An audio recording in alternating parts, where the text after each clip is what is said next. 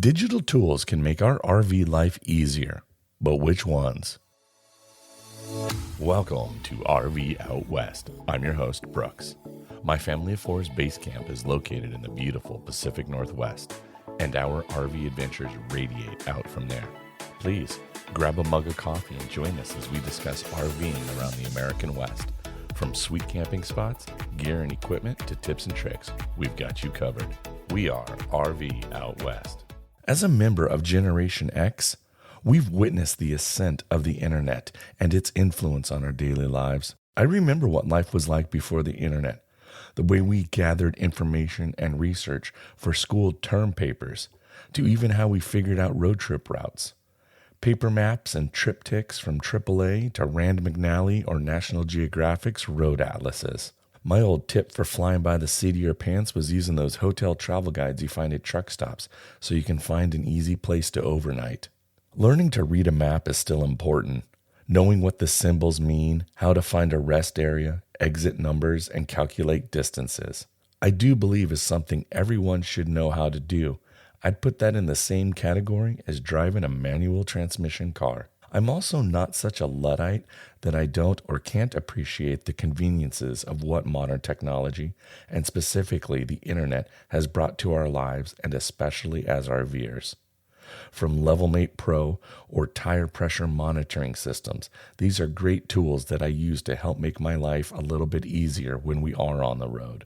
So in this episode, I want to share some of the digital tools that I use to help me either plan a route, find things to see and do along the way, or to even find places to spend the night. Now that we all have this oracle in our pocket, not only is it simple to rely on our mobile devices for this type of information, but I do also think that there is still some fun to be had when kicking it old school with paper maps. Here are the top 10 apps that we rely on the most during our planning and our travels. I just wanted to share from our experiences what we have used and what has worked best for us. We are paid members to the RoadPass Digital Pro subscription, and for $60 a year, you get access to the first two apps that I use the most of, Road Trippers and Campendium. Let's chat about Road Trippers first. This app is a great trip and route planning software. I use it a lot on my laptop, and then I can use the app for turn-by-turn navigation. The desktop experience is very cool for planning and looking at cool things to see along your route.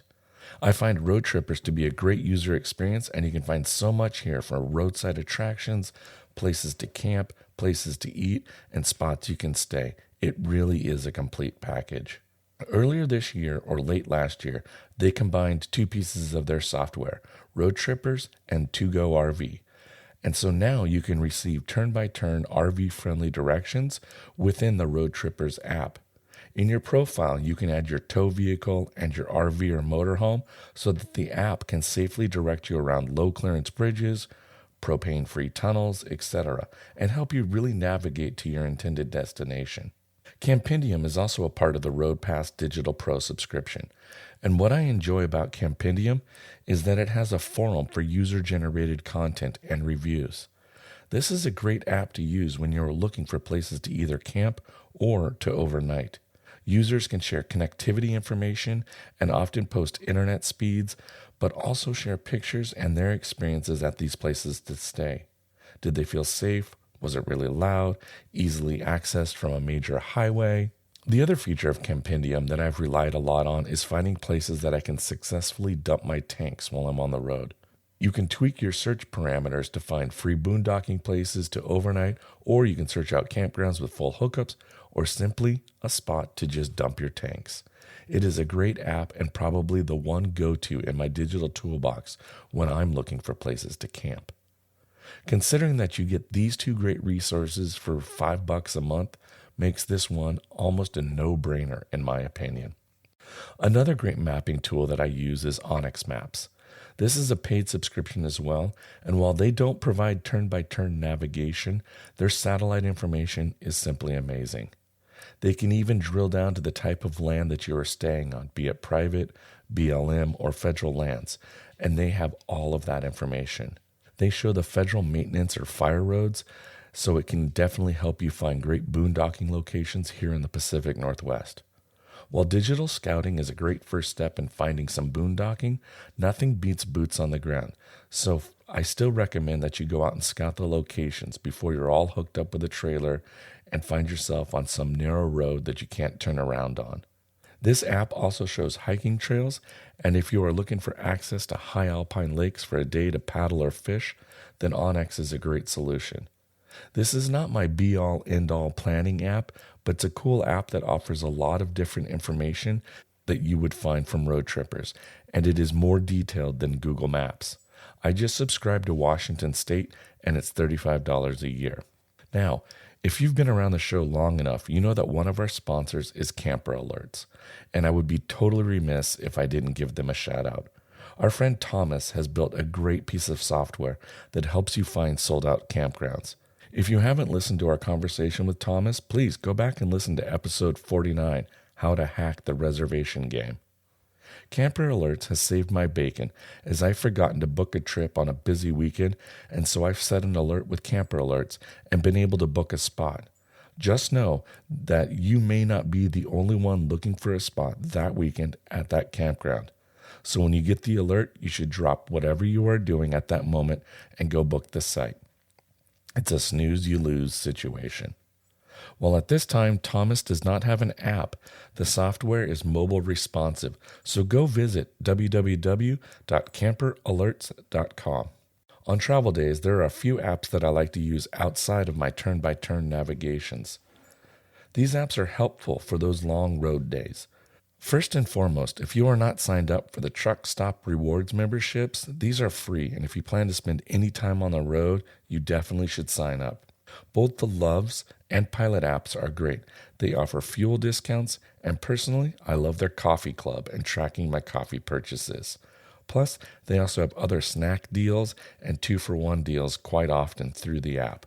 When I am hooked up with our trailer, I prefer fueling up at a truck stop, as I will use the professional lanes to get my diesel, as there is law and order on that side, and it's just not so crazy with cars whipping around all vying for a spot to get gas. I find it calmer and easier. Signing up for the Loves and Pilot Rewards program is super simple. You can just download the app, create a free account, and you're ready to start collecting your rewards. Their app also has a truck stop locator, so if you're looking for one, the app makes it really easy to find. Truck Stop Coffee has gotten a lot better over the years too, I must say. Now, I don't have a TD fuel card, but a good friend of mine has just signed up and shared that info with me, so that is something I'm going to look into, and of course I'm sure I will share my experiences with it here on the show down the road, so keep an eye out for that. While on the topic of fuel, another app that I use when I'm RVing or just for finding fuel in the area that I live in is Gas Buddy. This app allows you to research a geographic area based on your current location, and they also publish the prices of the fuel at the pump. This app relies on user-generated content, with users helping to chime in with their recent purchases and the price they paid at the pump. Using this app, I have found upwards of 80 cents per gallon difference for diesel in my area. The one thing I will say is that when I've used this app outside of my local home area, they will show you prices of places that you may have already passed, and so it may not be worth the backtrack to go fuel up. So just be aware of your direction of travel and look for fuel that is on your route or with a slight detour if it's worth it. You just want to keep that in mind. The next app I use with some frequency during a season, and I know I've discussed it before on the show, but it's worthy of another mention, and that is Weigh My Truck. This is the cat scale app that allows you to simply roll on to any cat scale at a truck stop and weigh your tow vehicle and trailer or motorhome. It will give you the weight on each axle as well as your combined weight.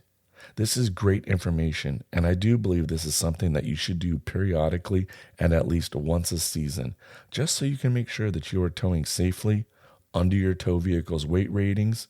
It's important to keep you and your family safe, as well as for everyone else out there on the road. The app will help you geolocate where the scales are, and it's free to download. You just provide a credit or debit card so they can ding you the $12 fee it costs to weigh yourself. If you've never done this, you really should. Tracking weather while you're on the road is important, not only for keeping you safe, but also so you know what weather to expect when you get to your destination. I really rely heavily on two apps, Weather Underground and windy. Weather Underground is my go-to weather app. Both the desktop and the app version have great radar and forecasting.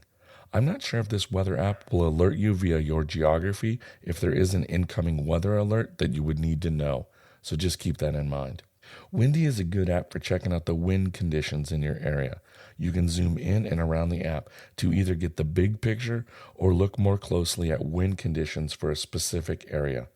This app will also forecast what the wind conditions will be like at a certain time of day, so you're not just getting real-time data. This can help with your route planning and deciding when it's a good time for you to make your drive. For hike planning, I use Washington Trails Association for locating and finding hikes in Washington State.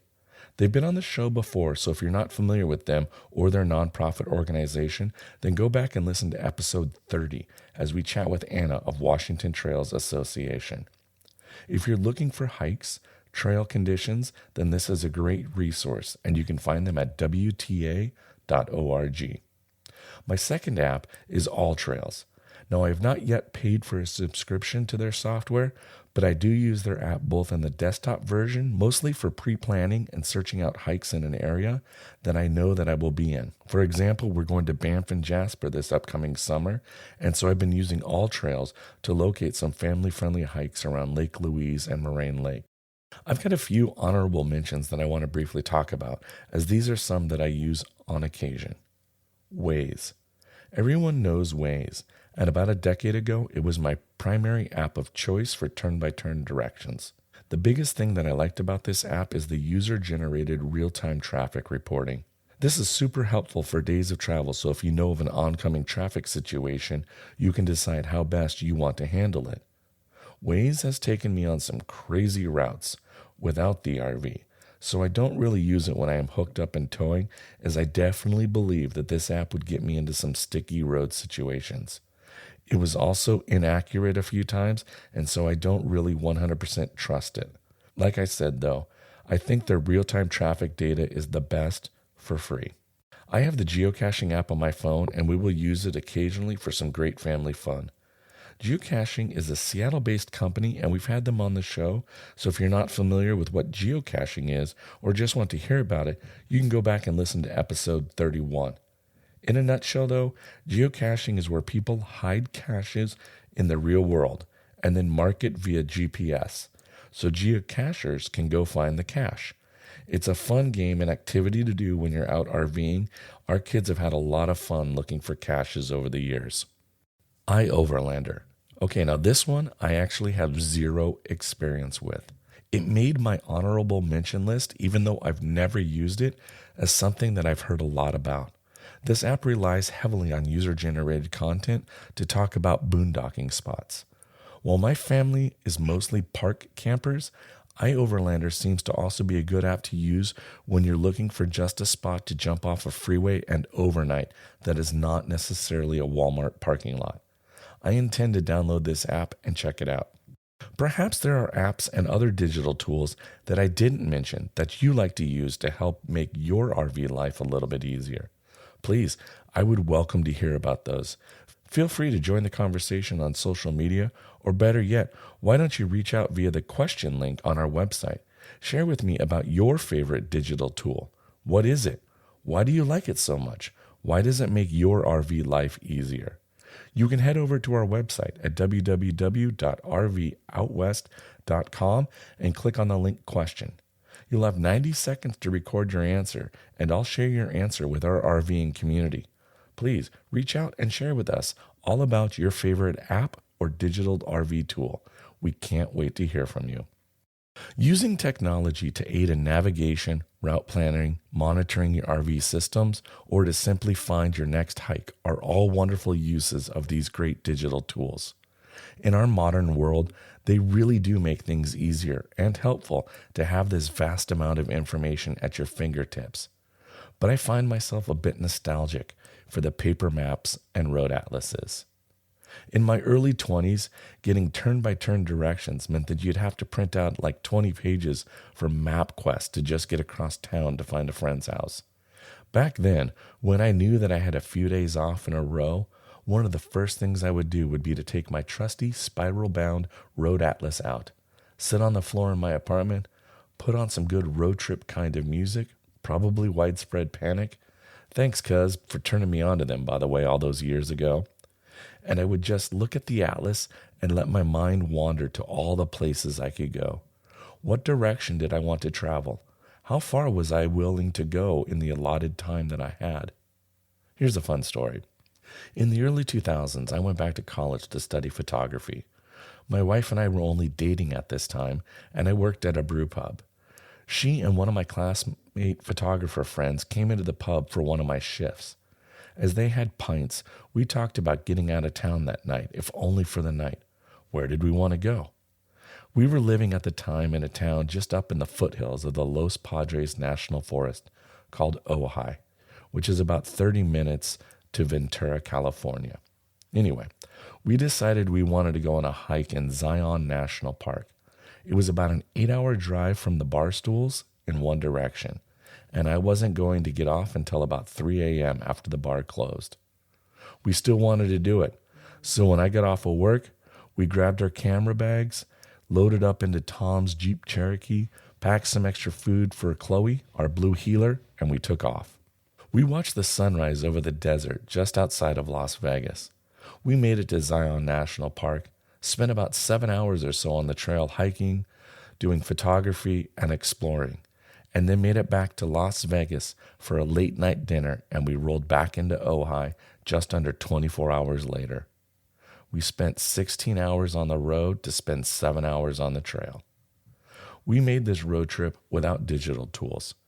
They didn't really exist at the time. Cell phones took these crappy low-res images, and the iPhone wasn't even really a thing at this point.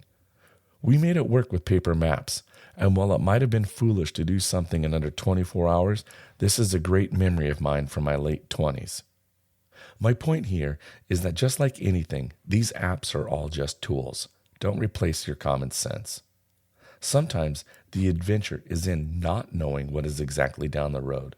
Letting it unfold as you click off the miles with some good tunes just might be what you need.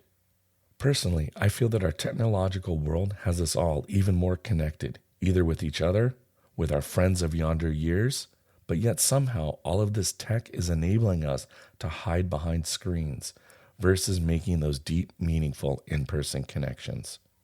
Maybe that is why the campfire is such an important part of camping. It is a beacon for kids and adults to get warm, sharing stories and laughter, all while creating those long-lasting memories. I want to remind you to share with us about an app or digital tool that you love to use to make your RV life a little bit easier. Please visit RVoutwest.com and click on the link question to share with us about your favorite digital app or tool. You only have 90 seconds, so be succinct, but please share with us. I look forward to hearing from you and highlighting them on the show. Again, please visit RVoutwest.com and click on the link question. Thank you again for listening to RV Out West. I sincerely appreciate it. Please give RV Out West a follow on Facebook and Instagram so you can join in the conversation. And share with your RVing friends and family about this podcast. I sure would appreciate it. Next Monday's Pit Stop, I'm going to share my tips and suggestions for unwinterizing the RV. About 2 weeks ago, we kicked off our camping season, and I had to do some annual inspections and maintenance to our travel trailer to get it all primed and ready for this camping season. I'll share with you what I did, what I look for, and give you some tips and tricks for this type of project. If you're about to kick off your RV season, this will be a helpful episode. Thanks so much for listening to RV Out West. Join us again next week. Please like and subscribe to our podcast on Apple Podcasts or wherever you choose to get your podcasts so you never miss an episode. I sure would appreciate it if you left a rating or a review of the show. Special thanks to Scott Holmes Music for providing us the intro song, We Are One. RV Out West can be found on Instagram and Facebook, where you can interact with us and follow along on our RV adventures around the Pacific Northwest. So get out there, explore, and go see what's beyond the horizon.